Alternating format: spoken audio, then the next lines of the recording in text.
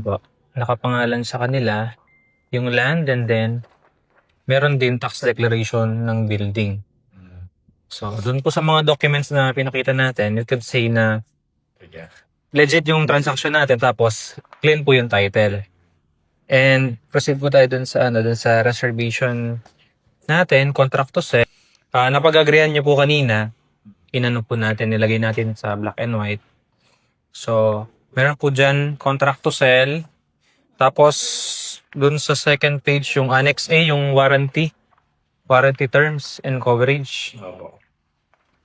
And then yung acknowledgement po nung reservation.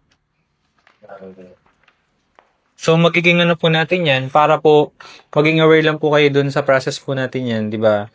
Reservation fee, and then bibigyan namin ng mga application form po si client. Opo, yung anak niyo po na